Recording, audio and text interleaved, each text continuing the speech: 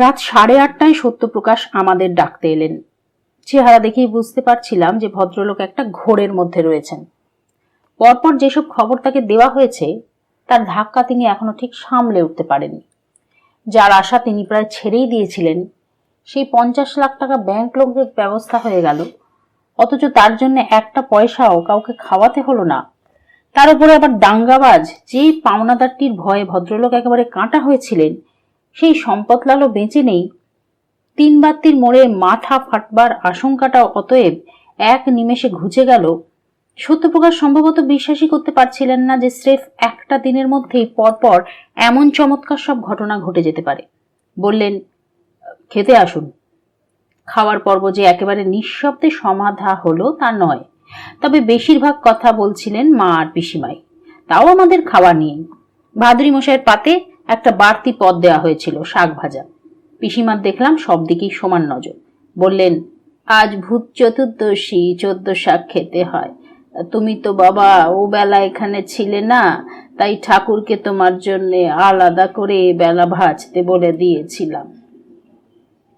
সত্যপ্রকাশের মা বললেন, একটুখানি মুখে দাও বাবা, দিতে হয়। তাই বলে আবার বেশি খাবার দরকার নেই, অন্য সব পদ তাহলে পাতেই পড়ে থাকবে।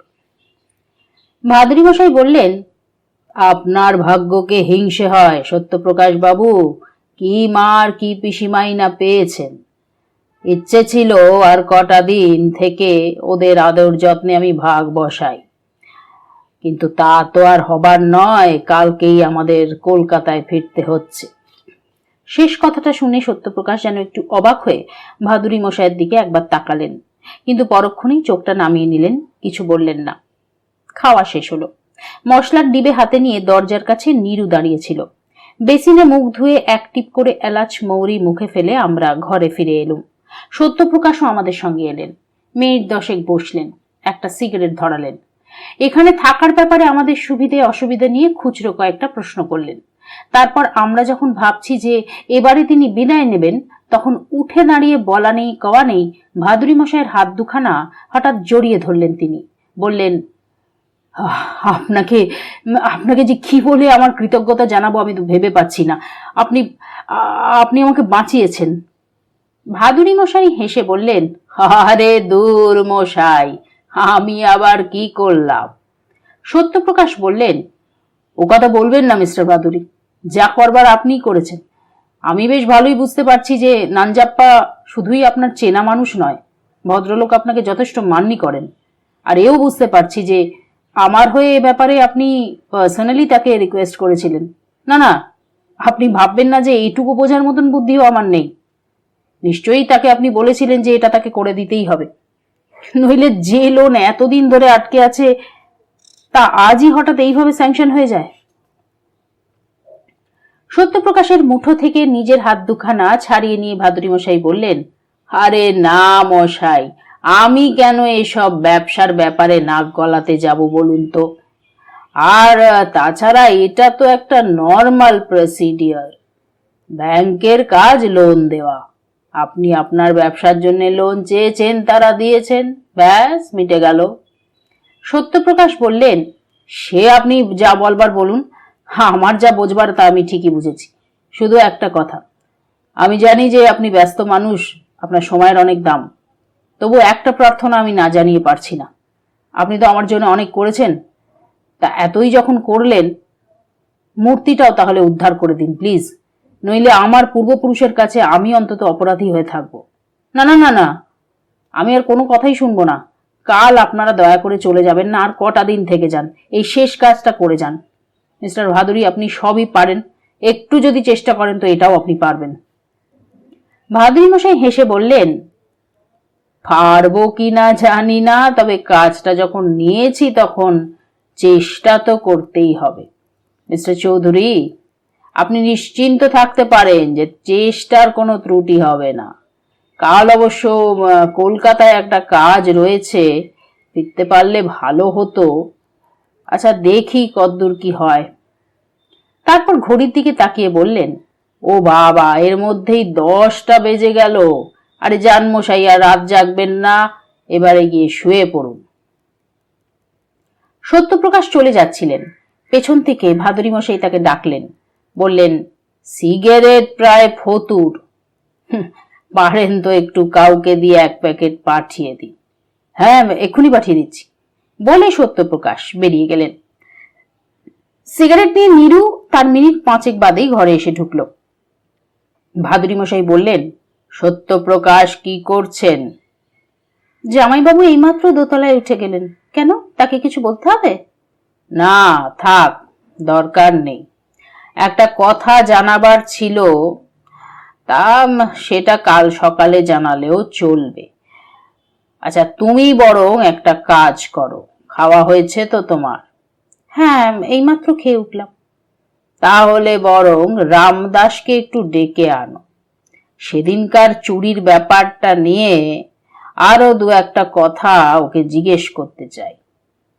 এত রাত্রিরে? যা বলছি তা করো সুহাসিনী, এক্ষুনি রামদাসকে গিয়ে ডেকে আনো, বলো জরুরি দরকার। নীরু বেরিয়ে গেল।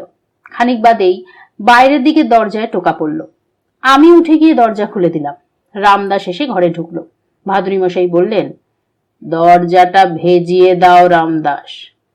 দরজা ভেজিয়ে দিয়ে রামদাস বলল, আমাকে ডাকছিলেন বাবু? ভাদুরী মশাই বললেন, হ্যাঁ রামদাস, একটা খুব জরুরি কথা বলবার জন্যে ডেকেছি। আমি একটা কাজ করতে চলেছি, কিন্তু সে কথা যদি ঘুণাক্ষরেও কেউ জানতে পারে তাহলে রঙ্গিলা তো মারা পড়বেই, মনসাকেও উদ্ধার করা যাবে না। ফলে তোমাদের খোকা বাবুরও সর্বনাশ হয়ে যাবে।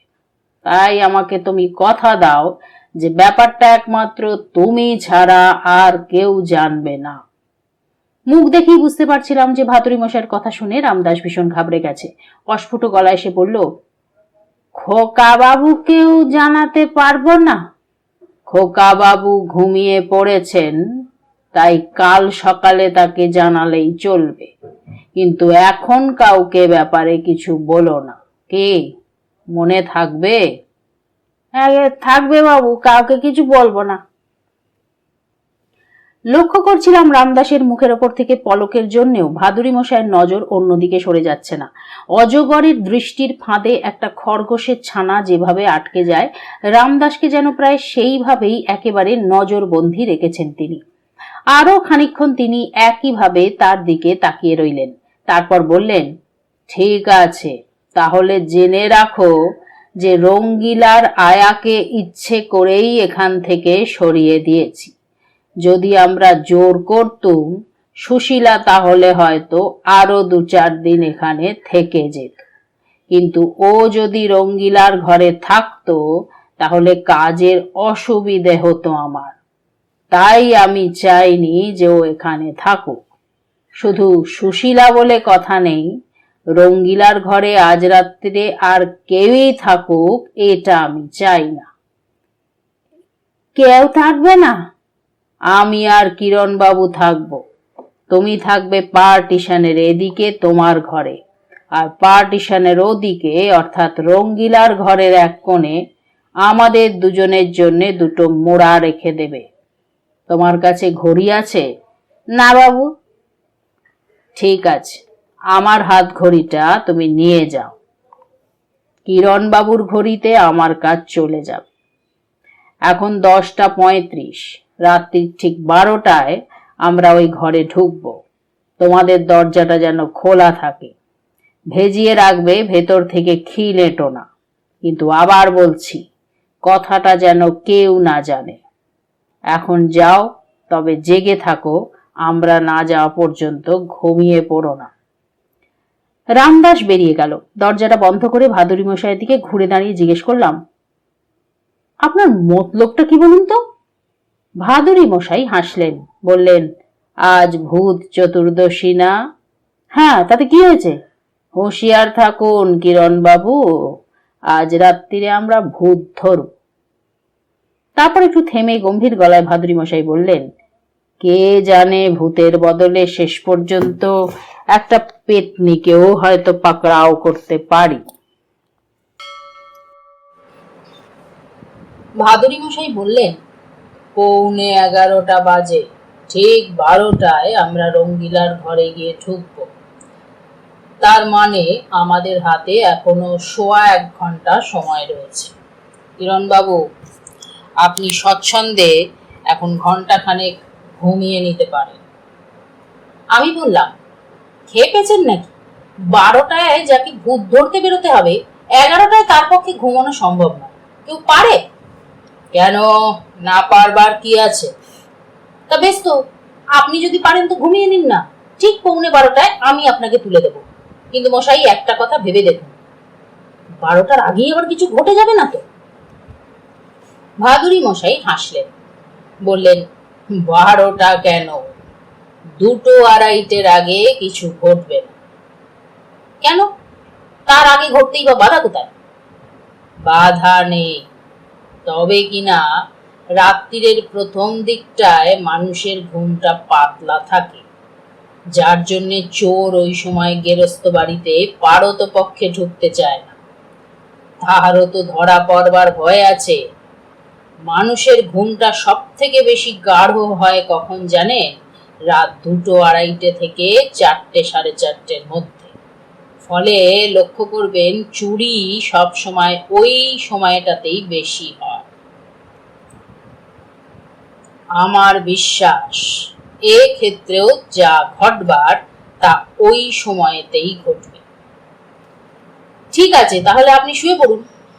থাক, আপনি যখন ঘুমোচ্ছেন না তখন আমিও না হয় জেগেই রইলুম।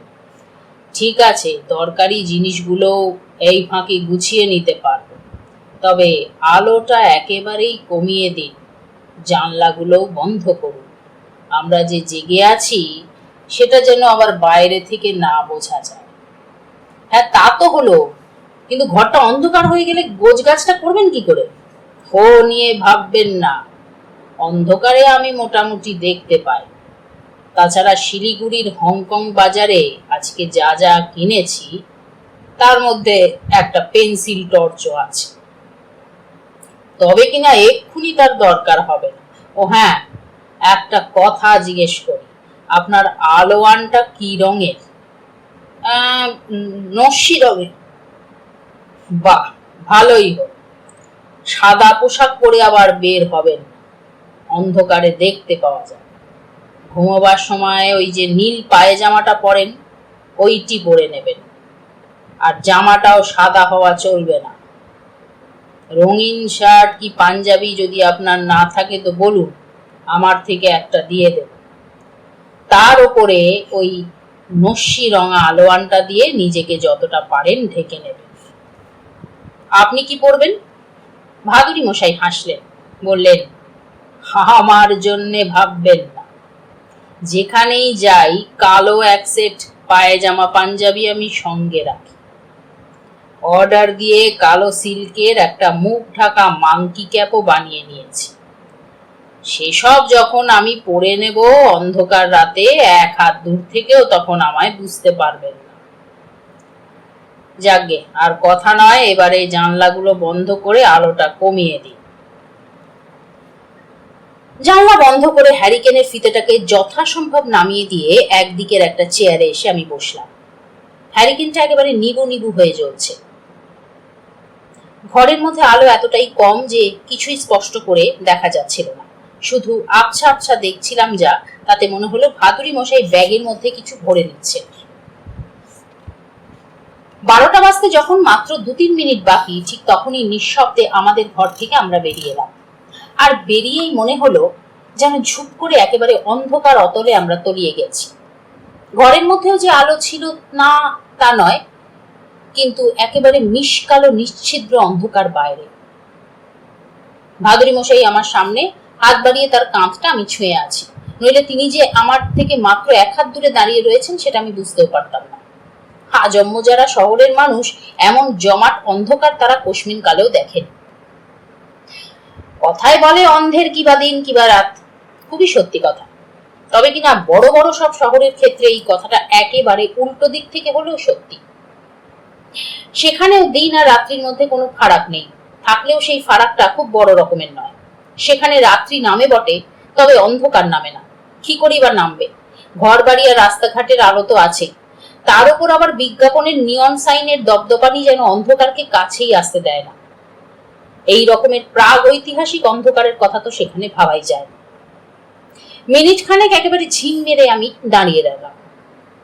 ভাদুরী মশাই বলে দিয়েছিলেন, অন্ধকারটা যতক্ষণ পর্যন্ত না চোখে একটু সয়ে আসছে ততক্ষণ যেন এক পাও না এগোই। আস্তে আস্তে অবশ্য সেটা সয়েও এলো। কৃষ্ণপক্ষের চতুর্দশী, চাঁদ নেই, কিন্তু গোটা আকাশ জুড়ে আজও অসংখ্য অজস্র নক্ষত্র একেবারে বীজ বীজ করছে। মনের যা অবস্থা তাতে আজ অবশ্য তারাগুলোকে আর হীরের কুচি বলে ভাবা গেল না। মনে হলো ওগুলো যেন আকাশের গা ভর্তি ঘামাচি। তারই আবছা আলোয় চারপাশটা যেন একটু একটু করে ঠাকুর হতে লাগলো। ঘষা কাচের মধ্যে দিয়ে কাউকে দেখলে যেমন একটা আবছা আভাস মাত্র পাওয়া যায়, এও যেন অনেকটা সেই রকম। বারান্দা থেকে আস্তে আস্তে পা ফেলে আমরা বাইরের উঠোনে নেমে এলাম, কিন্তু উঠোনটা সরাসরি পার না হয়ে বারান্দার ধার ঘেঁষে ঘেঁষে চলে গেলাম ইঁদারাটার দিকে। তারপর ইঁদারার চত্বর পেরিয়ে মন্দিরের পেছন দিয়ে খানিকটা এগিয়ে ডাইনে ঘুরে আবার উঠোনে এসে পড়লাম। দুপা এগোলেই রামদাসের ঘর। দরজা খোলাই ছিল, পাল্লাটা আস্তে ঠেলে আমরা ভেতরে ঢুকলাম। ঢুকেই আবার পাল্লাটা নিঃশব্দে ভেজিয়ে দিলাম। ভাদুরী মশাই তার পেন্সিল টর্চটা জেলেই আবার নিভিয়ে দিলেন। রামদাস ঘুমোয়নি, চুপ করে সে তার তক্তপোষের ওপর বসে আছে। ভাদুরী মশাই আবার টর্চ জ্বাললেন। রামদাস কিছু বলতে যাচ্ছিল, ভাদুরী মশাই ঠোঁটে আঙুল রেখে তাকে বুঝিয়ে দিলেন যে এখন একটা কথাও চলবে না। পার্টিশনের দরজা দিয়ে আমরা রঙ্গিলার ঘরে ঢুকে পড়লাম। রামদাসের ঘরে আলো ছিল না, এই ঘরে কিন্তু একটা হ্যারিকেন জ্বলছে, তবে তার ফিতেটা নামানো, তাই আলোটা জোর নয়। ভাদুরী মশাই ফিতেটা আরো নামিয়ে দিলেন। এই ঘরটা আগেও দেখেছি। এর দক্ষিণ আর পূব দুদিকে দুটো জানলা। রোগীর ঠান্ডা লাগতে পারে, সম্ভবত এই আশঙ্কাতেই জানলা দুটো বন্ধ রাখা হয়েছে। ঘরের একদিকে পার্টিশন ঘেঁষে পূবে পশ্চিমে লম্বালম্বি করে পাতা একটা তক্তপোষ, পূব দিকের জানলাটা সেই তক্তপোষের শিয়রে। তক্তপোষের বিছানার উপর পাতলা নাইলনের একটা মশারি খাটানো। ম্লান আলোতেও মোটামুটি ঠাহর করা গেল যে পূবের জানলার দিকে মাথা রেখে রঙ্গিলা ঘুমিয়ে আছে। ঘরটার উপর একবার চোখ বুলিয়ে পূবের জানলাটা খুলে দিলেন ভাদুরী মশাই। দক্ষিণের জানলাটা বন্ধই রইল। ঘরের পশ্চিম দিকের দেওয়াল যেখানে দক্ষিণ দিকের দেওয়ালে গিয়ে মিশেছে, সেখানে কোণ বরাবর দুই দিকের দুই দেওয়ালে দুটো পেরেক পুঁতে খাটানো হয়েছে একটা দড়ি। ঘরে আনলা নেই, দড়িটাই ওই আনলার কাজ করে। তাতে গোটা দুই শাড়ি আর ব্লাউজ ঝুলছে। ভাদুরী মশাই কি যেন ভাবলেন, তারপর আমার গা থেকে আলোয়ান খানা খুলে নিয়ে সেই দড়ির উপর সেটাকে একটা পর্দার মতো করে ঝুলিয়ে দিলেন।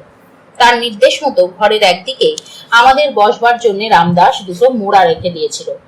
মোড়া দুটোকে ঝুলন্ত আলোয়ানের পেছনে সরিয়ে দিলেন ভাদুরী মশাই।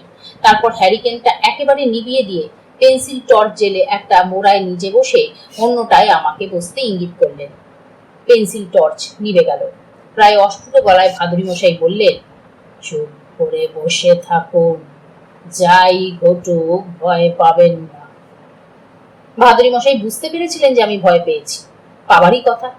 আমাদের ঘর থেকে যখন বেরিয়ে আসি তখন থেকেই মনে হচ্ছিল যে আজ রাতে ভয়ঙ্কর কোনো ঘটনা ঘটবে। তাছাড়া ডান পায়ের হাঁটুর ব্যথাটা ক্রমেই যেন বেড়ে যাচ্ছিল।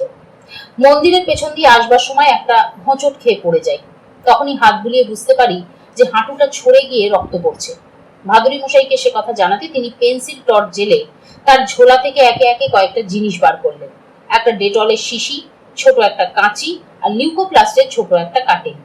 তারপর ঝোলাটা আমার হাতে দিয়ে বললেন, এটাকে খুব সাবধানে ধরুন। ক্ষতস্থানে ডেটল লাগিয়ে কাঁচি দিয়ে এক টুকরো লিউকোপ্লাস্ট কেটে নিয়ে সেই টুকরোটাকে ক্ষতস্থানে সেঁটে দিলেন ভাদুরী মশাই। তিনি যখন এইসব করছেন ঝোলার ভেতরে হাত চালিয়ে, তখন বুঝতে পেরেছিলাম যে তার মধ্যে আরো তিনটে জিনিস আছে। খুব বড় মাপের একটা টর্চ, এক বান্ডিল দড়ি আর একটা ভীষণ রকমের ভারী জিনিস। হাত বুলিয়ে মনে হলো সেটা পিস্তল। সত্যি বলতে কি, আমার ভয় তাতে আরো বেড়েই গিয়েছিল। বুঝতেই পেরেছিলাম আজ রাতে সম্ভবত গুলি গোলা চলবে। চাপা গলায় ভাদুরী মশাই বললেন, খুব ভয় পেয়ে গেছেন তাই না? বাবারই তো কথা, পিস্তলটা এনেছেন কেন?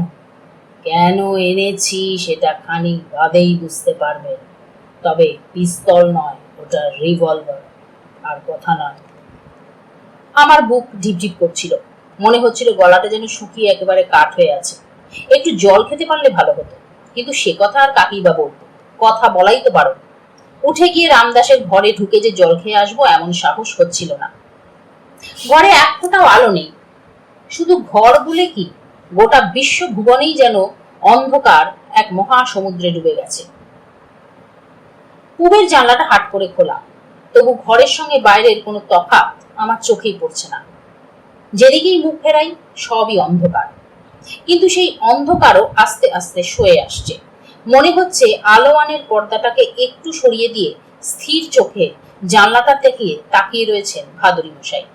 পেন্সিল টর্চটা মাঝখানে মাত্র এক লহমার জন্য একবার জ্বলে উঠেছিল, কিন্তু তারই মধ্যে দেখতে পেয়েছিলাম যে ঝোলার ভেতর থেকে সন্তর্পণে দুটি জিনিস তিনি বার করে নিলেন, বিশাল সেই টর্চ আর রিভলভার।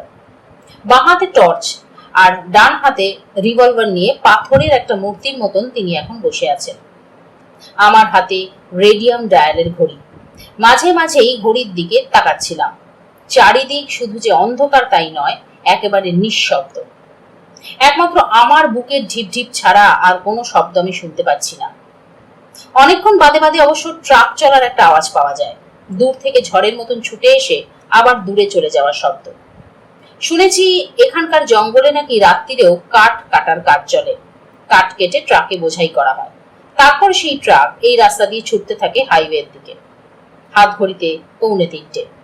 খানিক আগে একটা মোটর বাইকের শব্দও যেন শুনেছিলাম, তারপরেই আবার সব স্তব্ধ। ঘরের মধ্যে গোটা 3-4 জোনাকি হঠাৎ ঢুকে পড়েছে। একটা গিয়ে মশারির গায়ে বসলো, আরগুলো ওড়াউড়ি করে বেড়াচ্ছে। কুকুরটা ফঁকিয়ে উঠল, আর ঠিক সেই মুহূর্তে অন্ধকারের জমাট বিশাল পর্দাটাকে ফ্যাস করে ছিঁড়ে ফেলে জ্বলে উঠল 5 ব্যাটারির বিশাল টর্চ। টর্চের আলো পূবের জানলার উপরে গিয়ে পড়েছে, আর সেই আলোয় যে মুখখানা আমার চোখে পড়লো তাতে একেবারে থ হয়ে গেলাম আমি। গোবিন্দ ভট্টাচার্য, ভাদুরী মশাইয়ের ডান হাতে রিভলভার।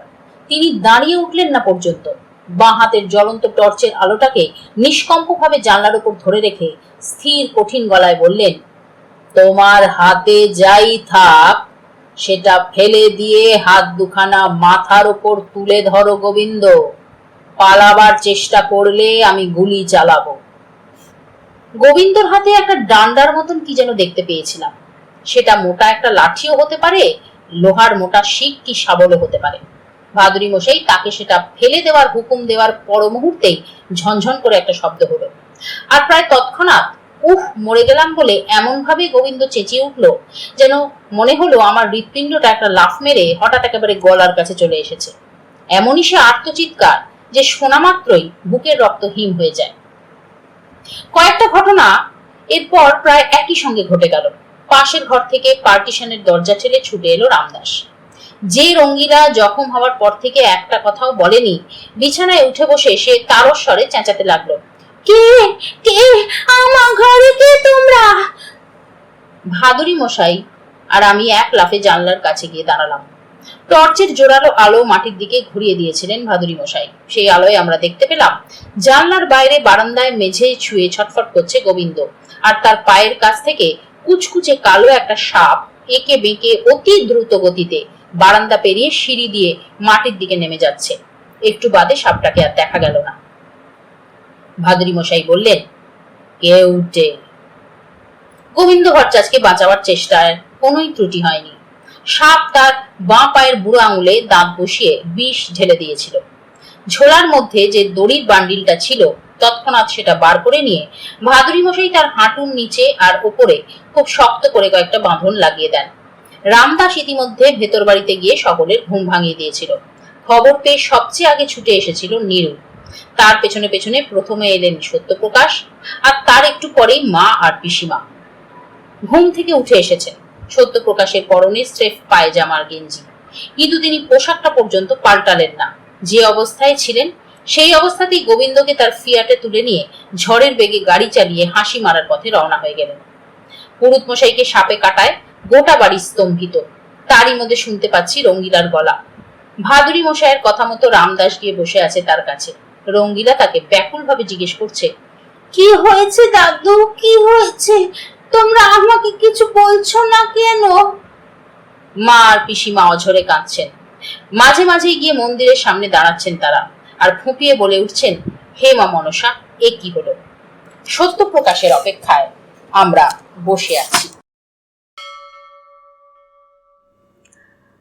মহেশ্বর চৌধুরী তার ডায়েরিতে লিখেছিলেন, কাকের মুখে খবর ছড়ায়। ঠিকই লিখেছিলেন। গোবিন্দকে যখন সাপে কাটে রাত ফুরোতে তখনও কয়েক ঘন্টা বাকি, অথচ খবরটা দেখলাম রাত না কাটতেই ছড়িয়ে পড়েছে। তা নইলে আর সূর্যোদয়ের আগেই চৌধুরীর বাড়ির বাইরের উঠোনে গাঁয়ের লোকেদের ভিড় জমে যাবেই বা কেন? সবার আগে এলেন রঙ্গনাথ, তারপর একে একে আরো অনেকে। সাধু বাবাকে অবশ্য কোথাও দেখতে পেলাম না। শেষ রাত্রে ঘুম থেকে উঠে ত্রিশূল হাতে নিয়ে জয়শঙ্কর হাঁকার পেরে যিনি গোটা গায়ে টহল মারতে বেরোন, খবরটা তো তারই সবচেয়ে আগে পাওয়ার কথা, অথচ তাকেই কিনা দেখতে পাচ্ছি না। ব্যাপার কি? রঙ্গনাথকে জিজ্ঞেস করতে তিনি বললেন, বাগানের ধার দিয়ে আসবার সময় ভেতরে ঢুকে সাধু বাবাকে বার কয়েক ডেকেছিলাম, কিন্তু সাড়া পাইনি। দরজা খোলাই ছিল, কিন্তু মনে হলো ভেতরে কেউ নেই। কে জানে, হয়তো পাশের গায়ে টহল মারতে গেছেন।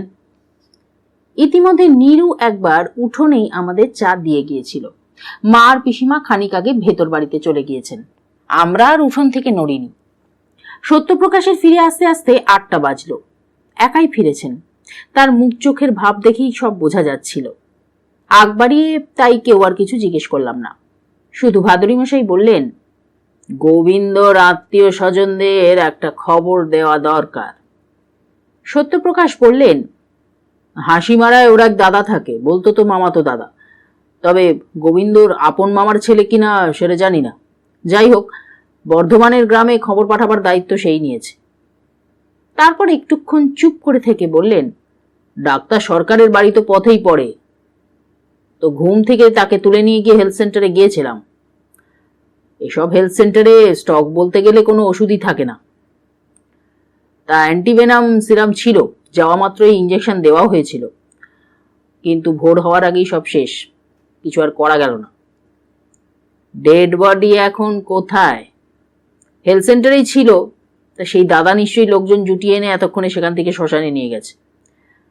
আমি তো একেবারে এক বস্ত্রে এখান থেকে বেরিয়ে পড়েছিলাম, টাকা পয়সা সেসব কিছু নিয়ে যাওয়ার সময় পাইনি। কিন্তু এখন তো কিছু খরচাপত্র হবে, তাই ডাক্তারের সরকারের কাছ থেকে 500 টাকা নিয়ে গোবিন্দর দাদাকে দিয়ে এসেছি। এখনকার মতো ওতেই সব কুলিয়ে যাবে। এরপর শ্রাদ্ধ শান্তির জন্য যা যা দরকার হয় সবই দেব। আর গোবিন্দ দাদাকে বলেও দিয়ে এসেছি যে শ্মশানের কাজটা মিটে গেলে কাল যেন একবার সময় করে আমার সঙ্গে এসে দেখা করে। নীরু আবার চা নিয়ে এসেছিল। চায়ের কাপটা হাতে নিয়ে সত্যপ্রকাশ বললেন, নীরু, ডাক্তার সরকার একটু বাদেই একবার রঙ্গিলাকে দেখতে আসবেন। পিসিমার কাছ থেকে 500 টাকা নিয়ে রাখো, ডাক্তারবাবুর কাছে ধার করেছি, সেটা মেটাতে হবে। নীরু ভেতর বাড়িতে চলে গেল। সত্যপ্রকাশ বললেন, চলুন আমরাও ভেতরে গিয়ে বসি, বেলা তো বাড়ছে, তার সঙ্গে রোদ্দুর বাড়ছে। ইঁদারার চত্বরটা ছায়ার ঢাকা বলে উঠোন থেকে খানিক আগেই আমরা সরে এসেছিলাম। এবারে সত্যপ্রকাশের কথায় সেখান থেকে তার ড্রয়িং রুমে এসে বসলাম। সত্যপ্রকাশকে খুব চিন্তিত দেখাচ্ছিল। বললেন, গোবিন্দকে নিয়ে এখান থেকে রওনা হওয়ার সময় তাড়াহুড়োর মধ্যে একটা কথা জিজ্ঞেস করা হয়নি, কিন্তু মনে হলো যেন চিৎকার চেঁচামেচির মধ্যে রঙ্গিলার গলাটাও তখন পেয়েছিলাম। ওর জ্ঞান কি ফিরে এসেছে? ভাদুরী মশাই বললেন, পুরোপুরি ফিরেছে এবং কথাও বলছে স্বাভাবিকভাবে। বটে, এটা কি করে সম্ভব হলো? ভাদুরী মশাই কিছু একটা বলতে যাচ্ছিলেন, বলা হলো না। মোটর বাইকে শব্দ শুনে বোঝা গেল ডাক্তারবাবু এসে পড়েছেন। ড্রয়িং রুম থেকে আমরাও তাড়াতাড়ি বাইরে চলে এলাম। ডাক্তারবাবু সরাসরি রঙ্গিলার ঘরে গিয়ে ঢুকলেন। রঙ্গিলার দৃষ্টি আজ স্বাভাবিক। ডাক্তারবাবুকে দেখে ক্লান্তভাবে একটু হাসল। ডাক্তার সরকার তার জ্বর নিলেন, প্রেসার মাপলেন, চোখের পাতা টেনে দেখলেন, তারপর একগাল হেসে বললেন, বাবা, খুব চিন্তায় ফেলে দিয়েছিলি, তা কেমন লাগছে এখন? খুব দুর্বল লাগছে, রঙ্গিলা বলল। কি হয়েছিল আমার? ডাক্তারবাবু বললেন, কেন, তোর কিছু মনে নেই? না তো। ডাক্তার সরকার এক পলকের জন্য আমাদের দিকে তাকালেন, তারপর রঙ্গিলাকে বললেন, হ্যাঁ, শেষ রাত্রিরে উঠেছিলি তো, ঘুম চোখে ঘর থেকে বেরোতে গিয়ে চৌখাটে হোঁচট খেয়ে পড়ে গিয়েছিলি। কবে? আরে এই তো কালই তো পড়ে গেলি। কেন, মনে পড়ছে না? কই, কিচ্ছু মনে পড়ছে না তো। আচ্ছা বা থাক, এখন আর কিছু মনে করার দরকার নেই। ও চুপচাপ শুয়ে থাক, ও তাড়াতাড়ি ভালো হয়ে উঠতে হবে তো, নইলে আবার পুজোর কাজটা কে করবে? এখন কে করছে? নীরু যে কখন ঘরের মধ্যে এসে দাঁড়িয়েছে খেয়াল করিনি। রঙ্গিলার কাছে গিয়ে তার মাথায় হাত বুলিয়ে দিয়ে বলল, আমি করছি, তবে তোর মতন অত সুন্দর করে তো করতে পারি না। তাড়াতাড়ি তাই ভালো হয়ে ওঠ, তারপর তোর কাজ তুই বুঝে নে। রঙ্গিলার ঘর থেকে বেরিয়ে ফের সত্যপ্রকাশের বসবার ঘরে আমরা চলে এলাম। ডাক্তারবাবু আমাদের সঙ্গে এলেন। নীরু ইতিমধ্যে সত্যপ্রকাশকে একটা খাম দিয়ে গিয়েছিল। ডাক্তার সরকারের হাতে সেটা ধরিয়ে দিয়ে সত্যপ্রকাশ বললেন, সেই টাকাটা ধার কখনো ফেলে রাখতে নেই। কিন্তু তা তো হলো, কিন্তু রঙ্গিলাকে কেমন দেখলেন বলুন? ডাক্তারবাবু বললেন, যা দেখলুম তাকে একটা মিরাকেল বললেই হয়। ও একেবারে সম্পূর্ণই সুস্থ হয়ে উঠেছে। খুবই দুর্বল, তবে তা নিয়ে চিন্তার কিছু নেই, ও দুদিনেই ঠিক হয়ে যাবে। তারপর একটুক্ষণ চুপ করে থেকে বললেন, কাল রাত্রিরেও তো ওকে দেখে গিয়েছিলাম। রাত্রিরের মধ্যেই যে ওর জ্ঞানটা পুরোপুরি ফিরে আসবে সেটা কিন্তু আমি তখনও কল্পনা করতে পারিনি। সত্যপ্রকাশ বললেন, সে কি, কাল রাত্রেই তো আপনি বললেন যে জ্ঞান তো ফিরে আসছেই, সকালের মধ্যেই কথা বলতেও পেরে যাবে। এখন তাহলে এত অবাক হচ্ছেন কেন? ডাক্তারবাবু ভাদুরী মশাইয়ের দিকে তাকিয়ে বললেন, কি মশাই বলবো? ভাদুরী মশাই হেসে বললেন, এখন আর বলতে বাধা কিসের, বলেই দিন। ডাক্তারবাবু বললেন, তাহলে শুনুন মিস্টার চৌধুরী, রঙ্গিলা সম্পর্কে কালকে যা আমি বলেছিলাম সেটা মোটেই ডাক্তার হিসেবে আমার ওপিনিয়ন নয়। ভাদুরী মশাই আমাকে যা যা বলতে হবে বলেছিলেন, আমি ঠিক তাই বলেছি। কথাটা শুনে আমরা, অর্থাৎ আমি আর সত্যপ্রকাশ তো অবাক। তারপর দুজনে প্রায় একই সঙ্গে বললাম, তার মানে? ডাক্তারবাবু উঠে দাঁড়ালেন, ঘড়ি দেখে সত্যপ্রকাশকে বললেন, আমার একটা জরুরি কল রয়েছে, এখনই বেরিয়ে পড়তে হবে। এসব মানে টানে আপনারা ভাদুরী মশাইয়ের কাছে জেনে নেবেন। যাওয়ার আগে দুটো কথা বলে যাচ্ছি। প্রথম কথাটা হলো, রঙ্গিলাকে নিয়ে সত্যি আর চিন্তার কিছু নেই। না, এটা অবশ্য কারোর শেখানো কথা নয়, ডাক্তার হিসেবেই এটা বলছি। তবে ওকে এখন আসল কথাটা না জানানোই ভালো। আর দ্বিতীয় কথাটা এই যে, গোবিন্দর জন্য দুঃখ করে লাভ নেই। লোকটা একেই চোর, তাই অকৃতজ্ঞ, তার ওপর আবার রঙ্গিলাকে খুন করতে এসেছিল। ওকে সাপে কেটে এক পক্ষে ভালোই হয়েছে, মরতে তো ওকে হতোই। থ্যাংক গড যে রিভলভারের গুলি খেয়ে মরতে হয়নি। কথাটা বলে ডাক্তারবাবু আর দাঁড়ালেন না, ঘর থেকে বেরিয়ে গেলেন। ভাদুরী মশাই হাসছিলেন। সত্যপ্রকাশ বললেন, ব্যাপারটা কি বলুন দেখি। হাসতে হাসতেই ভাদুরী মশাই বললেন, আরে মশাই, কাল শিলিগুড়ি যাওয়ার পথেই হাসিমারায় গাড়ি থামিয়ে ডাক্তারবাবুকে আমি বলে গিয়েছিলাম যে রঙ্গিলার জ্ঞানটা ফিরে আসছে আর রাত্রির মধ্যেই সে কথা বলতে পারবে। এই কথাটাই মুকুন্দপুরে এসে সকলের সামনে ওকে বলতে হবে।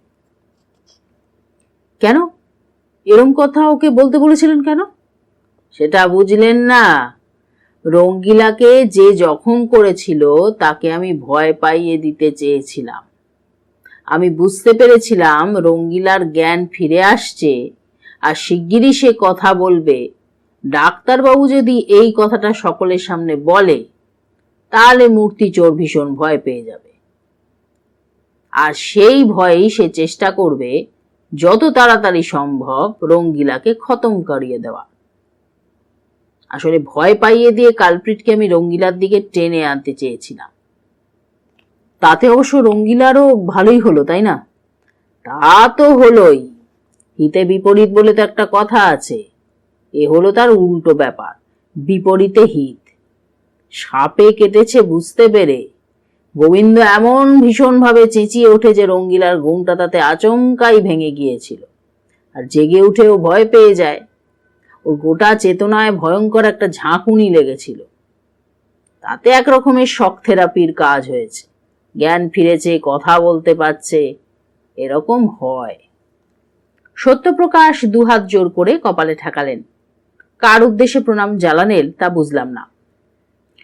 তারপরে একটুক্ষণ চুপ করে থেকে বললেন, কিন্তু মিস্টার ভাদুরী, কালপ্রিট রঙ্গিলাকে খুন করতে আসবে এইটা আঁচ করে যে আপনি ফাঁদ পেতেছেন, তার জন্য ওখানে বসে অপেক্ষা করেছেন, সেসব তো বুঝলাম, কিন্তু গোবিন্দই যে কালপ্রিট সেটা আপনি বুঝলেন কি করে? না, বুঝিনি তো, সন্দেহ করেছিলাম।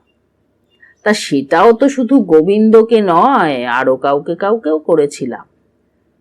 ভাদুরী মশাই একটা সিগারেট ধরালেন, কি যেন ভাবলেন, তারপরে সত্যপ্রকাশের দিকে তাকিয়ে বললেন, কি জানেন, যখনই দেখি যে কোনো একটা ক্রাইমের ঘটনার ধারে কাছে যারা ছিল, কিংবা সেটা করা যাদের পক্ষে সম্ভব ছিল, কিংবা সেই ঘটনাটা ঘটবার ফলে যাদের পক্ষে লাভ হবার সম্ভাবনা রয়েছে, তাদের মধ্যে কেউ একজন মিথ্যে কথা বলছে, আমাদের সন্দেহটাও তখন স্বাভাবিকভাবেই তার উপরে গিয়েই পড়ে। এক্ষেত্রে আমি কি দেখলাম? সত্যপ্রকাশ বললেন, কি দেখলেন? ভাদুরী মশাই বললেন, দেখলাম যে মিথ্যে কথা যে শুধু গোবিন্দই বলছে তা নয়, অন্তত আরো 3 জন বলছে। আলী বাবার গল্পটা জানেন তো? আমার হলো সেই উল্টো ফ্যাসাদ। এতগুলো লোক যদি মিথ্যে কথা বলে, তো তাদের ভেতর থেকে চোরকে আমি আলাদা করে চিনে নেব কি করে? কখনো যদি একে সন্দেহ হয়, তো কখনো আবার ওকে হয়। তারপরে ভেবে দেখলাম যে অনেকেই মিথ্যে বলছে বটে, তবে এক একজন বলছে এক একটা কারণে। ছবিটা তখন একটু পরিষ্কার হলো। নীরু এসে ঘরে ঢুকলো, বলল, আপনাদের জল খাবার দিতে বলি? সত্যপ্রকাশ বললেন, আরে দাঁড়াও, ওসব পরে হবে, ভালো করে তো মুখই ধোয়া হয়নি, এখন কিছু দাঁতে কাটবো না, আর ঘুমটুমও ভালো হয়নি, তুমি একটু কড়া করে চা আনো। নীরু চা আনতে গেল। সত্যপ্রকাশ বললেন, আরে থামলেন কেন মিস্টার ভাদুরী, বলে যান। ভাদুরী মশাই বললেন, হ্যাঁ, যা বলছিল, ওই মানে এক একজনের মিথ্যে এক এক রকমের। এই প্রথমেই ধরা যাক সাধু বাবার কথা। আমি আপনাকে বলেছিলাম যে অর্থলোভী হয়তো একমাত্র কারণ নয়, অন্য কোনো কারণেও মনসার মূর্তিটি কেউ হয়তো সরিয়ে থাকতে পারে। এটা বলেছিলাম আপনারই মুখে এই কথাটা শুনে যে মনসার ওপরে উনি বেদম খাপ্পা। ভদ্রলোক শৈব সন্ন্যাসী, সাধন মার্গে কত দূর এগিয়েছেন তা তো ঈশ্বরই জানেন, তবে ওর সঙ্গে কথা বলে বুঝতে পারলাম যে মানুষটি বড় অসহিষ্ণু। তার উপরে আবার চাঁদ সদাগরের সঙ্গে মনসার ঝগড়ার গপ্পটা কেনা জানে, উনিও জানেন, কিন্তু তার থেকে ওর এই একটা উদ্ভট বিশ্বাস জন্মে গিয়েছে যে মনসাকে যে যত গালমন্দ করতে পারবে, শিবের সে তত বড় ভক্ত।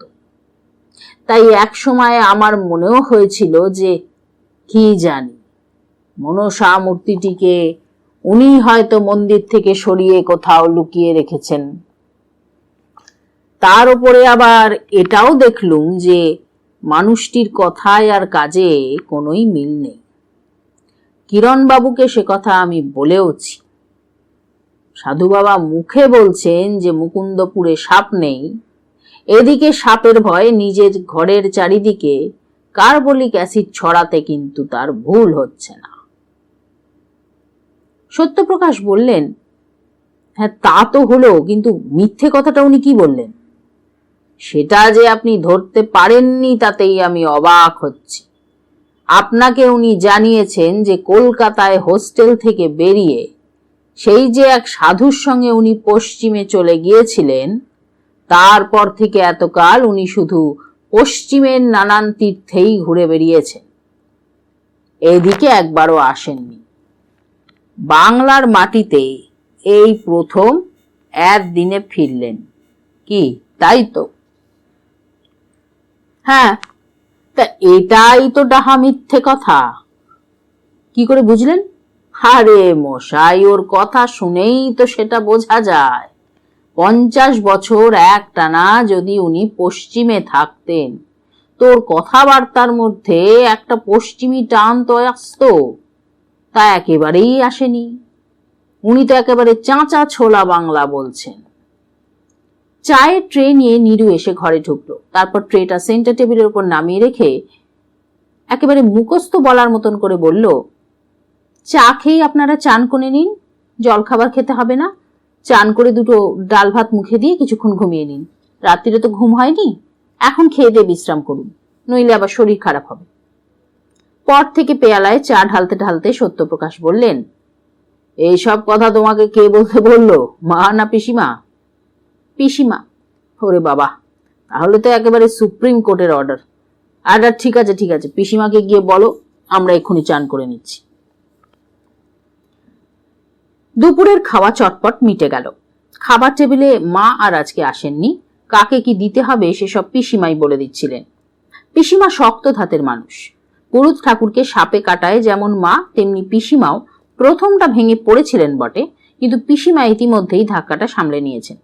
শুধু তাই নয়, সত্যপ্রকাশ তার মায়ের কথা জিজ্ঞেস করায় পিসিমা বললেন, বৌদির মন যে কত নরম তা তো জানিস সতু। এখনো মন খারাপ করে শুয়ে আছে আর বলছে এমন কেন হলো। তা আমি বললাম হবে নাই বা কেন, ধর্মের কল বাতাসে নাড়ে। তা পুরুত হোক যাই হোক, চোর তো বটে, তার ওপর আবার ধরা পড়বার ভয়ে ওই নির্দোষ মেয়েটাকে খুন করতে গিয়েছি। ওর উচিত শাস্তি হয়েছে, তুমি আর ও নিয়ে মন খারাপ করো না।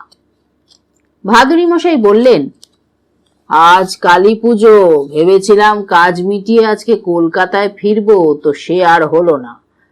কালকের ফ্লাইটে কিন্তু যেমন করেই হোক ফিরতে হবে। সত্যপ্রকাশ বললেন, সে কি মূর্তি উদ্ধার না করেই? ভাদুরী মশাই বললেন, মূর্তি এখনো 20 বাও জলের তলায়। কথাটা শুনে যেন একেবারে ভেঙে পড়লেন সত্যপ্রকাশ। কাতরভাবে বললেন, না না, ও কথা বলবেন না, আপনি তো সব পারেন, আমার জন্য আপনি অনেক করেছেন, এমনকি চোরটাও ধরে দিয়েছেন। প্লিজ মূর্তিটা দয়া করে উদ্ধার করে দিন। খাওয়া হয়ে গিয়েছিল। ভাদুরী মশাই উঠে পড়লেন, ঘড়ি দেখে বললেন, 12টা বাজে। কাল আর আমি ঘুমোইনি, কিরণ বাবুও জেগেছিলেন। এখন আমরা ঘরে গিয়ে খানিকটা ঘুমোবো। নীরু, 3:30 যদি আমাদের বেশ কড়া করে 2 কাপ কফি দাও তো বড় ভালো হয়। স্রেফ কড়া লিকার কিন্তু, হ্যাঁ। ঠিক 3:30 টোকা পড়ল। আমরা অবশ্য তার খানিক আগে ঘুম থেকে উঠে চোখ মুখ ধুয়ে একেবারে রেডি হয়েই ছিলাম। ঘন্টা দিনেক একটানা ঘুমিয়ে নেওয়ায় শরীরটা বেশ ঝরঝরে লাগছিল। দরজা খুলে দিতেই কফি নিয়ে নীরু এসে ঢুকলো। তার পেছনে পেছনে সত্যপ্রকাশও এসে গেলেন। টেবিলের উপর ট্রেটা নামিয়ে রেখে নীরু বেরিয়ে যাওয়ার পরে সত্যপ্রকাশ বললেন, আমি মশাই দুধ চিনি ছাড়া কফি খেতে পারি না। ও বস্তু আপনারাই খান, আমার কফি আমি আগেই খেয়ে নিয়েছি।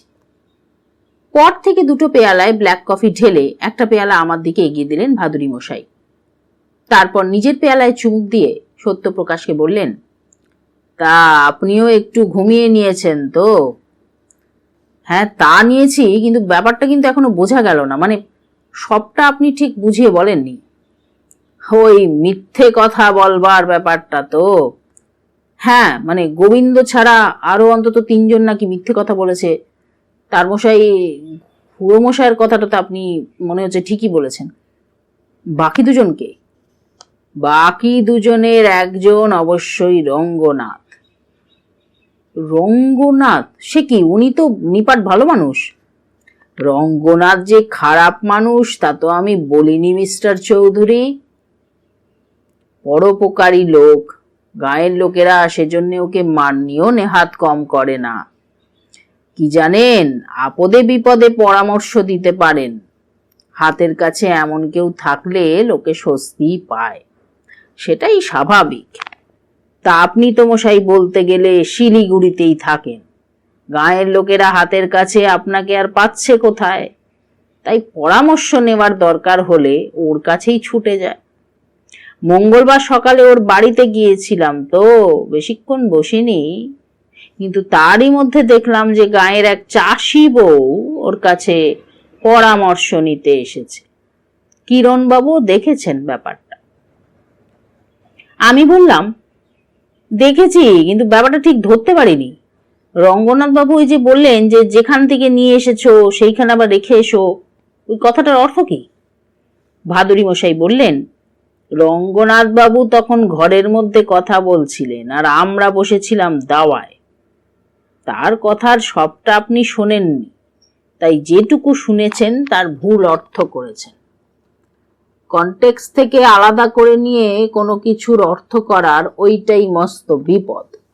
সবটা শুনলে বুঝতে পারতেন যে এটা একেবারেই একটা অন্য ব্যাপার। হ্যাঁ, মানে কি ব্যাপার? এটা একটা পারিবারিক সমস্যার ব্যাপার। ভাদুরী মশাই বললেন, ওই যে চাষি বউটিকে দেখলেন, ওর মেয়ের বিয়ে হয়েছে পাশের গাঁয়ে, কিন্তু শাশুড়ির সঙ্গে মেয়েটির বনিবনা হচ্ছে না। ওই একাধটুকু অশান্তি হয়ে থাকবে, তাই বোধহয় কাউকে দিয়ে ওই বাপের বাড়িতে খবর পাঠিয়েছিল। মেয়ের বাপ অমনি ছুটে গিয়ে মেয়ের শ্বশুর বাড়ি থেকে মেয়েকে নিয়ে এসেছে। এ হলো দিন 10-12 আগের ব্যাপার।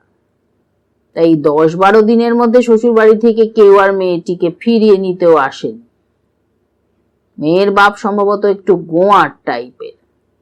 মা তো বুদ্ধিমতী, সে ঠিকই বুঝেছে লক্ষণ সুবিধের নয়, তাই পরামর্শ করতে এসেছিল।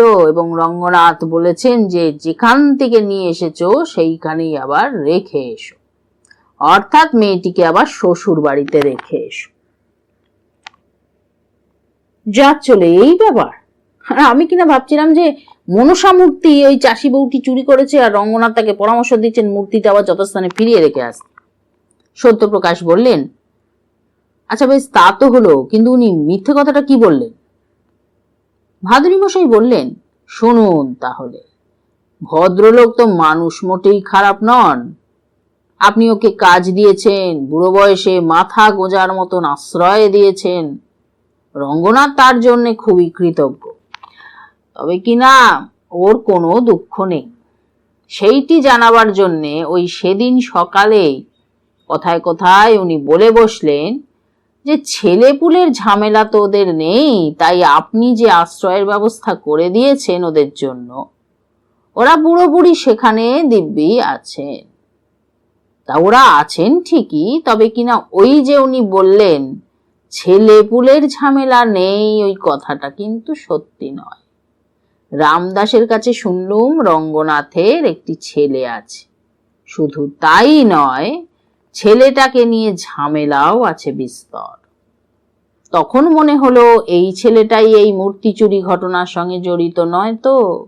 আর ছেলেপুলের ঝামেলা নেই বলে রঙ্গনাথ সেই ছেলের অস্তিত্বকে আমাদের কাছে গোপন করতে চাইছেন না তো। শুনে সত্যপ্রকাশ কিছুক্ষণ চুপ করে রইলেন, তারপর বললেন, কিছুই দেখছি আপনার নজর এড়ায় না। তা খুড়োমশাই আর রঙ্গনাথের ব্যাপারটা তো বুঝলাম, তৃতীয় মিথ্যুকটিকে?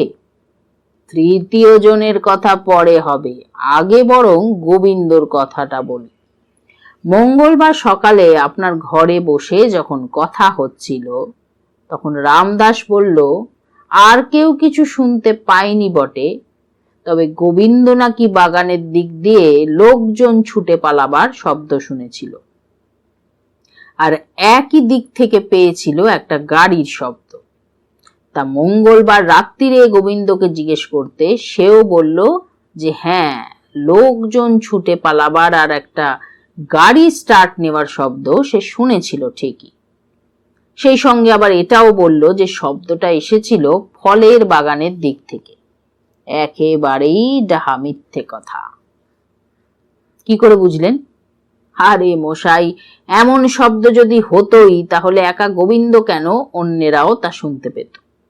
নিরুত পেতই, রামদাসও পেত, মা পিসিমাও পেতেন।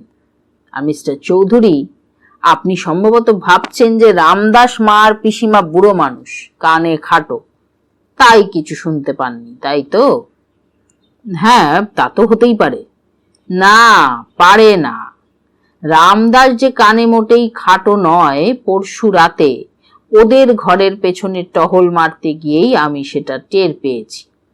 অন্ধকারে আমাকে দেখতে পাইনি ঠিকই, কিন্তু সামান্য একটু পায়ের শব্দ হয়েছে কি হয়নি, তাতেই দেখলাম ঘরের ভেতর থেকে রামদাস কে ওখানে বলে চেঁচিয়ে উঠল। এবারে মার পিসিমার কথা বলি। কাল সকালে দেখলাম ননদ ভাজে কথা হচ্ছে, একজন কথা বলছেন উঠোনের টিউবওয়েলের পাশে দাঁড়িয়ে, আর অন্যজন কথা বলছেন রান্নাঘর থেকে। দুটো জায়গার মধ্যে দূরত্ব অন্তত 15 ফুট। কেউ যে খুব উঁচু গলায় কথা বলছিলেন তাও নয়, অথচ দুজনের কারোরই যে অন্যের কথা শুনতে কোনো অসুবিধে হচ্ছে এমন কিন্তু মনে হলো না। আর নীরুর কথা তো ছেড়েই দিচ্ছি, এরা কেউই কিন্তু কোনো শব্দ শোনেননি। শুনেছে একমাত্র গোবিন্দ। আসলে গোবিন্দও কিছু শোনেনি। তাহলে সে বলল কেন শুনেছে? বলল আমাদের সন্দেহটাকে একেবারে অন্যদিকে চালান করে দেওয়ার জন্য। কিন্তু মিথ্যেটাও একটু ভেবে চিনতে বলা উচিত তো। গোবিন্দ আবার ভাবনা চিন্তার ধারই ধারেন, ফলে ধরা পড়ে গেল। গোবিন্দ যদি শুধুই শব্দ শোনার কথা বলতো তাতে হয়তো অতটা আমার সন্দেহ হতো না, কিন্তু হলো। কারণ গোবিন্দ বলল যে লোক পালাবার আর গাড়ি স্টার্ট নেওয়ার শব্দটা এসেছিল বাগানের দিক থেকে। তাতেই বুঝলাম যে লোকটা একেবারেই ঘোর মিথ্যেবাদী। কেন, বাগানের দিক দিয়েও তো পালানো যায়, ওদিক দিয়েও তো পৌঁছানো যায় রাস্তার ওপর। হ্যাঁ তা তো যায়, কিন্তু মাটিতে সেক্ষেত্রে মানুষের পায়ের আর গাড়ির টায়ারের ছাপ তো থাকবে। আর এই জন্যেই থাকবে যেদিন চুরি হয় তার আগের দিন এখানে খুব বৃষ্টি হয়েছিল শুনল। এমনকি আমরা যখন এখানে এসে পৌঁছই উঠোন দুটো তার মধ্যে শুকিয়ে খটখটে হয়ে গিয়েছিল বটে, কিন্তু বড় বড় সব গাছপালার আওতায় ছিল বলে বাগানের মাটি কিন্তু তখনও ভালো করে শুকোয়নি। অথচ সেখানে না দেখলাম কারোর পায়ের ছাপ, না দেখলাম জুতোর ছাপ, আর না দেখলাম কোনো গাড়ির টায়ারের ছাপ। গোপালের মা ইতিমধ্যে চা আর ঘরে ভাজা নিমকি দিয়ে গিয়েছিল। আমি একটা নিমকি তুলে নিয়ে বললাম, তারপর?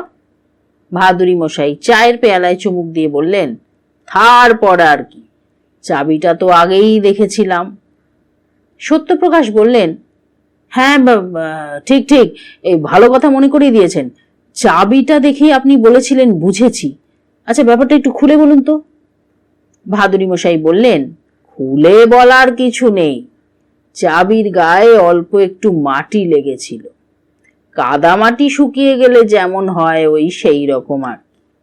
ওই মাটি দেখেই আমার সন্দেহ হয়েছিল। অথচ শুনলুম চাবিটা রঙ্গিলা সবসময় যত্ন করে নিজের কাছে রাখত, কখনো হাতছাড়া করত না। তবে হ্যাঁ, আপনি তো মঙ্গলবার শিলিগুড়ি গেলেন, কথায় কথায় রামদাস সেদিন বলল যে চাবিটা এর মধ্যে একদিন ঘন্টা খানেকের জন্য হারিয়ে গিয়েছিল। কবে না বুধবার ভোর রাত্রিরে তো চুরিটা হলো, এটা তার 2 দিন আগের ঘটনা, অর্থাৎ সোমবার। কোথায় পাওয়া গেল না হোম করবার জন্য আনা নরম মাটির ওপরে। তাতে কি বুঝলেন? বুঝলাম যে চাবিটা আসলে হারায়নি, ওটা সরানো হয়েছিল, সরিয়ে ওই মাটির ওপরে রেখে দেওয়া হয়েছিল, আর রাখবার সময় একটু চাপও দেওয়া হয়েছিল নরম মাটির উপরে, যাতে চাবিটার একটা ছাপ পড়ে যায়। গোবিন্দ নিশ্চয়ই মাঝে মাঝে এই হাসি মারায় তার মামাতো দাদার কাছে যেত, তাই না? হ্যাঁ তা যেত বই কি, সত্যপ্রকাশ বললেন, মাঝে মাঝেই যেত। বাহ বাহ, তাহলে তো কথাই নেই। আমার ধারণা নরম মাটিতে তো চাবির ছাপ পড়েছিল। শুকিয়ে যাওয়ার পর সেই দিন কি তার পর দিন সেই মাটি নিয়ে হাসি মারায় গিয়েছিল গোবিন্দ। গিয়ে সেখানকার কোনো কামারশালা থেকে সে নিশ্চয়ই ওই ছাপ মতন একটা ডুপ্লিকেট চাবি বানিয়ে আনে। ফলে তালা তাকে ভাঙতে হয়নি, চাবি দিয়েই ঠাকুর ঘরের তালা খুলে সে ভেতরে ঢুকেছিল। সত্যপ্রকাশ বললেন, ওরে বাবা, এই ব্যাপার! তারপরেই তো সমস্যা। রঙ্গিলা সেদিন অন্যান্য দিনের চেয়ে আরো খানিক আগেই ঘুম থেকে উঠে পড়েছিল। ঠাকুর ঘর থেকে নিশ্চয়ই কোনো শব্দ পেয়েছিল, তাই সে তখনই মন্দিরের দিকে ছুটে যায়, আর ছুটে গিয়েই গোবিন্দর সামনে পড়ে। গোবিন্দ তখন বেদি থেকে মূর্তি তুলে পালাচ্ছে। এই অবস্থায় রঙ্গিলাকে জখম না করে আর তার উপায় বা কি বলুন? আমি বললাম, আচ্ছা সেসব পরে ভাবলেও চলবে, আগের কথাটা আগে ভাবা দরকার, মূর্তিটা গেল কোথায়? ভাদুরী মশাই বললেন, কোথায় গেল সে তো ভাবতেই হবে, কিন্তু তার আগে যা ভাবা চাই তা হচ্ছে গেল কি করে। যদি ভুটানে কি নেপালে কি কলকাতায় ওই মূর্তি পাচার হয়ে থাকে, তাহলে বুঝতে হবে কাজটা একা গোবিন্দর নয়, অন্তত তার কোনো একজন সঙ্গী ছিল। কেননা গোবিন্দ তো আর মুকুন্দপুর থেকে কোথাও যায়নি। দৃশ্যটা একবার কল্পনা করুন, রঙ্গিলা চেঁচিয়ে উঠল, তাকে জখম করা হলো। কিন্তু রঙ্গিলার চিৎকার শুনে রামদাস যে একেবারে তখনই সেখানে ছুটে আসতে পেরেছিল তা তো নয়। ঘুম থেকে ধর্মরিয়ে জেগে উঠে আলো জেলে তবেই এসেছে। ইতিমধ্যে অন্তত 1.5-2 মিনিট সময় কেটে গিয়ে থাকবে। এমনটা হতেই পারে যে তারই মধ্যে সেই সঙ্গীর হাত দিয়ে মূর্তিটা গোবিন্দ পাচার করেছে। সঙ্গীটা সরে পড়ে, কিন্তু গোবিন্দ পালায় না। মন্দির থেকে বেরিয়ে এসে নিঃশব্দে নিজের ঘরে ঢুকে পড়ে। কিন্তু আলো নিয়ে রামদাস তার ঘর থেকে বেরোবার সঙ্গে সঙ্গে গোবিন্দ আবার নিজের ঘর থেকে এমন ভাবে মন্দিরের দিকে ছুটে যায় যেন সেও এই রঙ্গিলার চিৎকার শুনেই তার ঘর থেকে ছুটে এসেছে।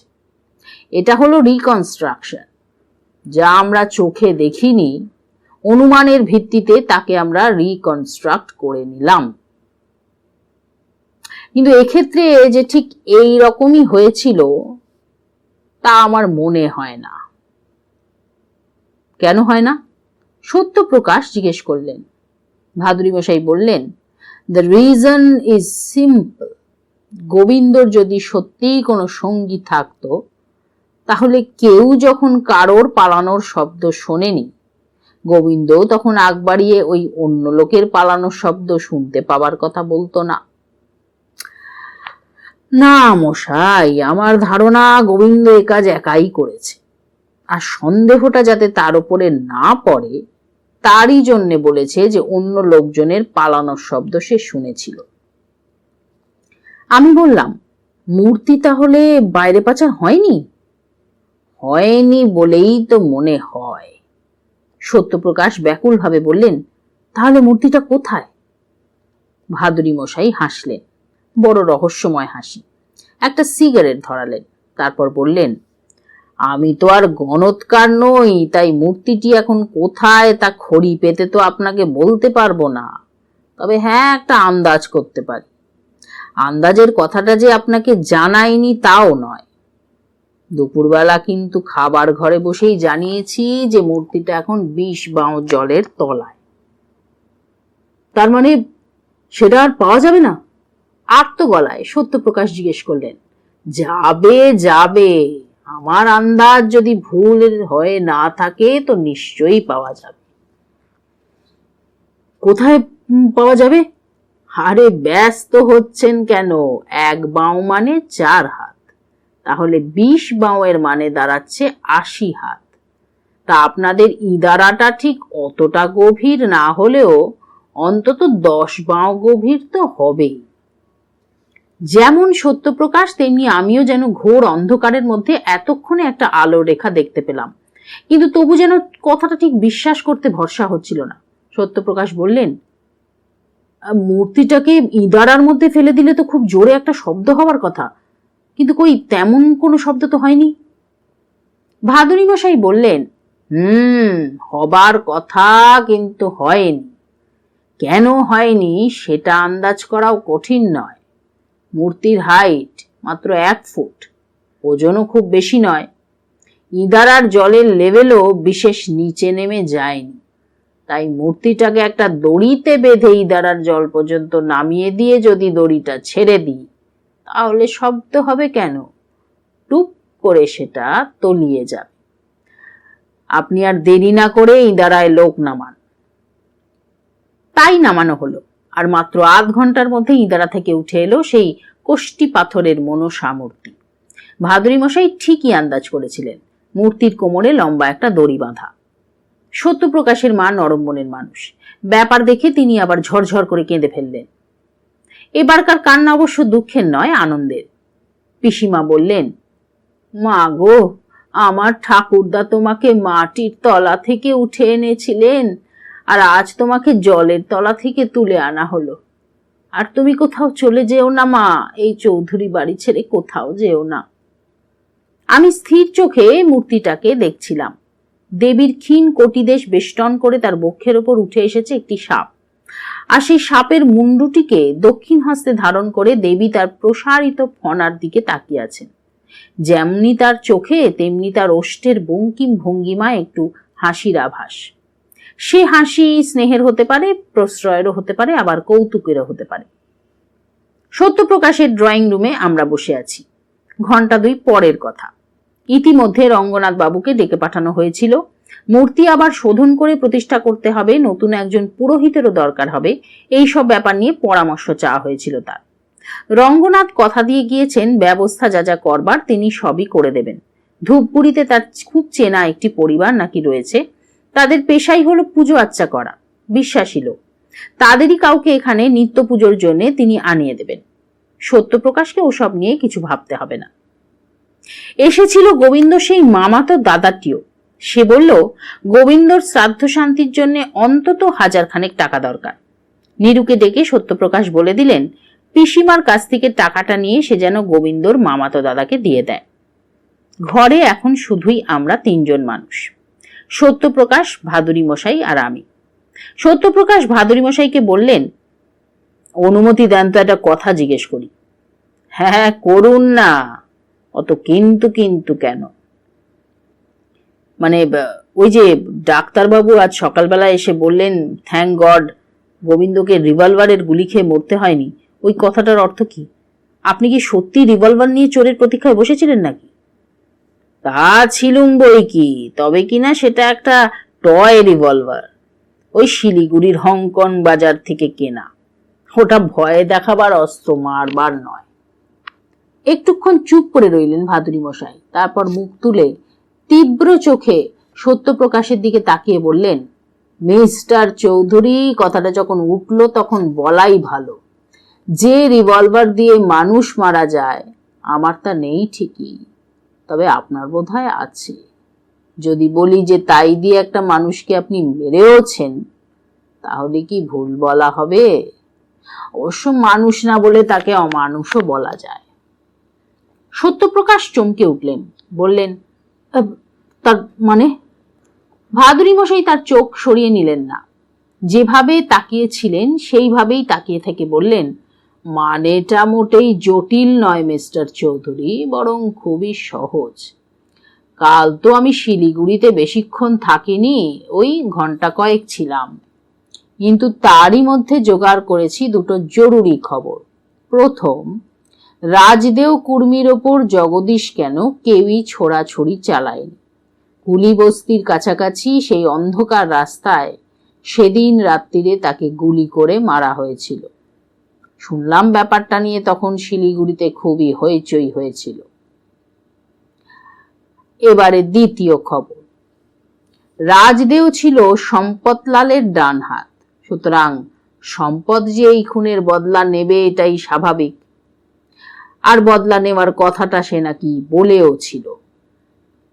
কিভাবে বদলা নেবে? না, আদালতে সে প্রমাণ করে ছাড়বে যে জগদীশ খুনি নয়। সে ছুরি চালাতে পারে ঠিকই, কিন্তু জীবনে কখনো ফায়ার আর্মস চালায়নি। আসলে সে অন্যের হয়ে আসামি সেজে কাঠগড়ায় দাঁড়িয়েছে। সত্যপ্রকাশ পাথরের একটা মূর্তির মতন স্তব্ধ হয়ে বসে আছেন।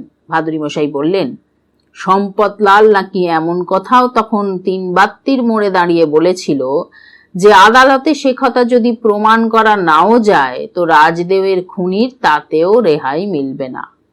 তাকে তো সে চেনেই, এই 3 বাত্তির মোড়েই সে তার মাথার খুলি উড়িয়ে দেবে। আবার কিছুক্ষণ চুপ করে রইলেন ভাদুরী মশাই, তারপর বললেন, আসলে কিন্তু কিছুই হলো না। জগদীশ রিভলভার চালাতে জানে কিনা আদালতে তা নিয়ে কোনো প্রশ্নই কেউ তুলল না। কাঠগড়ায় দাঁড়িয়ে জগদীশ বলল যে সেই গুলি চালিয়ে রাজদেওকে মেরেছে, আর তার হয়ে লড়বার জন্যে কলকাতায় যে নামজাদা লয়ারকে লাগানো হয়েছিল তিনি প্রমাণ করে ছাড়লেন যে গুলি না চালিয়ে জগদীশের উপায় ছিল না। He had to do it in self defence. এদিকে সম্পদলালও দেখা গেল নট নরণচরণ নট কিচ্ছু। অত তো সে লম্ফঝম্প করেছিল, বলেছিল বদলা নিয়ে ছাড়বে, কিন্তু কাজের বেলায় সে কিন্তু কিছুই করলো না। না গেল আদালতে সাক্ষ্য দিতে, আর না ওড়ালো 3 বাত্তির মোড়ে আসল খুনির খুলি। সত্যপ্রকাশের মুখ একেবারে ফ্যাকাশে হয়ে গিয়েছিল। ঘরের মধ্যে এমন জমাট নৈশব্দ যে একটা পিন পড়লেও বোধ করি তার শব্দ শোনা যেত।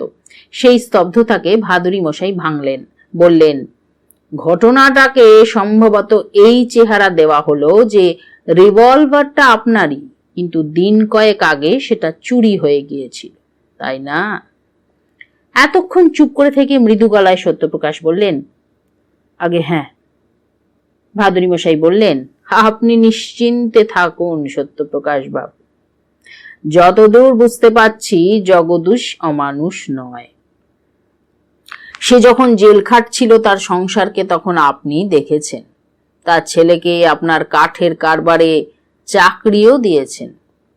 জগদীশ কৃতজ্ঞ মানুষ, আসল কথাটা সে প্রাণ গেলেও কাউকে বলবে না।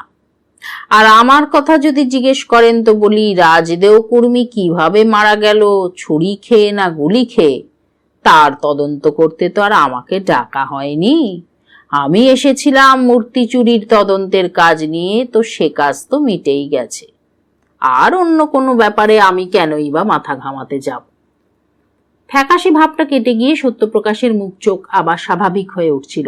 বললেন, রাজদেওকে মেরে আমি কি অন্যায় করেছি?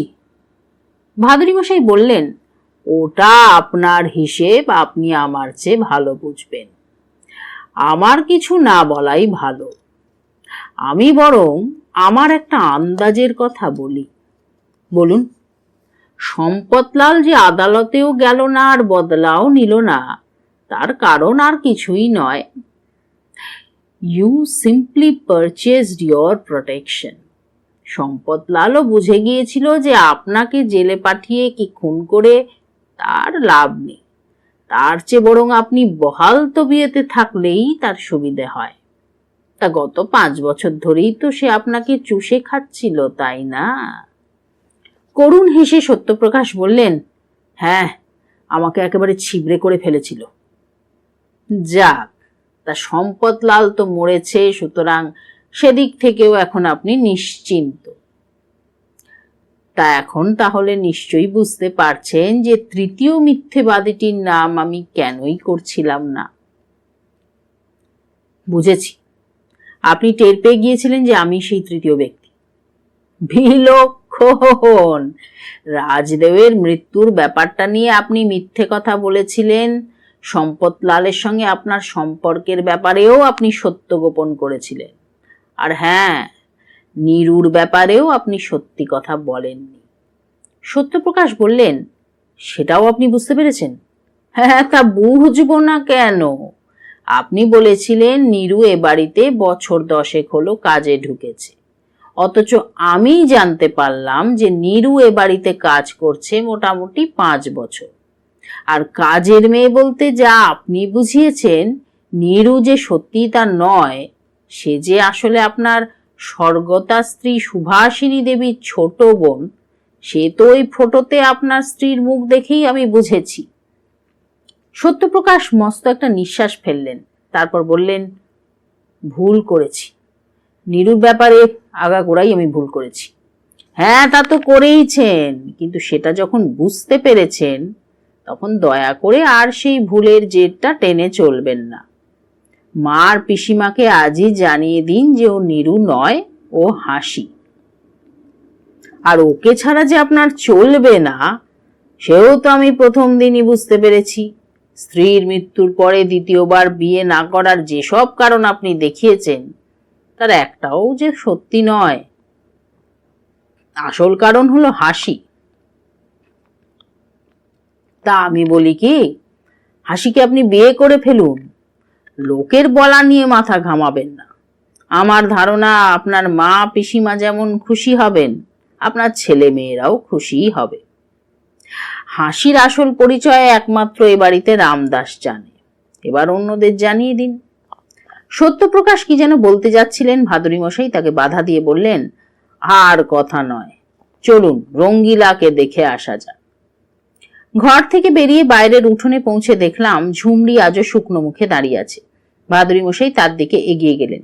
তারপর রঙ্গিলাদের ঘরের পেছনে কুড়িয়ে পাওয়া সেই চুলের কাঁটা তার পাঞ্জাবির পকেট থেকে বার করে ঝুমরির দিকে এগিয়ে ধরে বললেন, এটা নিশ্চয়ই তোমার। সোমবার রাত্রে সম্ভবত পেছনের জানলা দিয়ে উঁকি মেরে মেয়েকে দেখতে গিয়েছিলে, আর রঙ্গিলার আয়া তোমাকে দেখে ভূতের ভয়ে চেঁচিয়ে উঠেছিল। তা অন্ধকারে গা ঢাকা দিয়ে দেখার দরকার কি? মেয়ে তো তোমারই। তোমার মেয়ে সুস্থ হয়ে উঠেছে, কথা বলছে, দেখে যাও তাকে, কেউ তোমায় বাধা দেবে না। এই কাহিনীর মাত্র একটুখানি বাকি, এবার সেটাই বলবো। তার আগে আরো দু একটা কথা সংক্ষেপে বলে নি।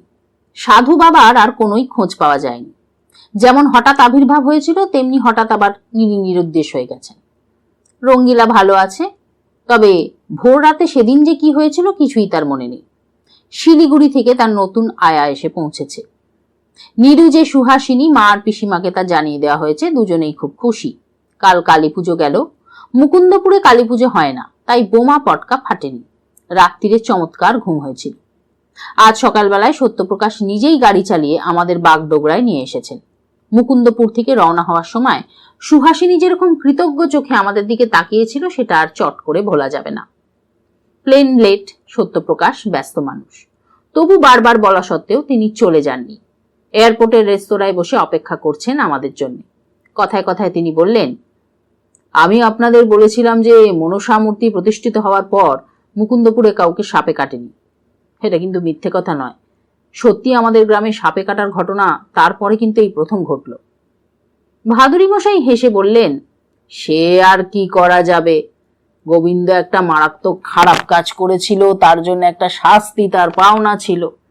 তবে কিনা মানুষের দরবারে সে শাস্তি কবে হবে না হবে, মনসা দেবী সম্ভবত ধৈর্য ধরে তার জন্য আর অপেক্ষা করতে পারলেন না।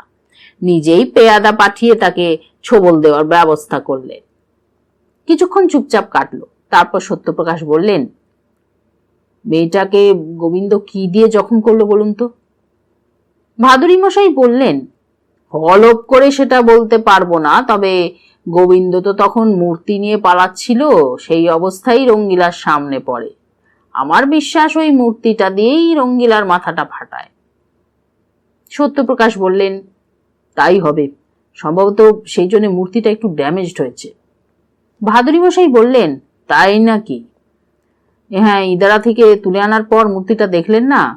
মূর্তিকে যে সাপটা জড়িয়ে রয়েছে তার লেজের একেবারে ডগার খানিকটা অংশ ভেঙে গেছে। তবে কিনা এমনও হতে পারে যে ইদারা থেকে তোলবার সময় হয়তো অসাবধানে ভেঙে গিয়ে থাকবে। ভাদুরী মশাই বললেন, তাও হতে পারে। আমি আর কিছু বললাম না। কুচকুচে কালো যে সাপের কামড়ে গোবিন্দ মরেছে, ছোবল মেরে সেটা পালিয়ে গেলেও তার লেজের ডগাটাকে আমি গোবিন্দর শাবলের পাশে পড়ে থাকতে দেখেছিলাম। গোবিন্দ তার হাতের শাবলটা যখন ফেলে দেয়, তখন তারই আঘাতে হয়তো সাপের লেজের ডগার দিকটা কেটে গিয়ে থাকবে। কিন্তু সে কথা এখন চেপে যাওয়াই ভালো। সব কথা কি সবসময় বলা যায়, না বলা উচিত? তাছাড়া বলবার সময়ই বা এখন কোথায়? এইমাত্র ঘোষণা করা হলো প্লেন এসে গেছে। Passengers for Calcutta, please proceed for your security check. শেষ হলো শ্রী নীরেন্দ্রনাথ চক্রবর্তীর দীর্ঘ উপন্যাস মুকুন্দপুরের মনসা। খুব শিগগিরই ফিরে আসছি নতুন গল্প উপন্যাস নিয়ে। ততক্ষণ সঙ্গে থাকুন, শুনতে থাকুন শ্রীময়ীর গল্প। টাটা।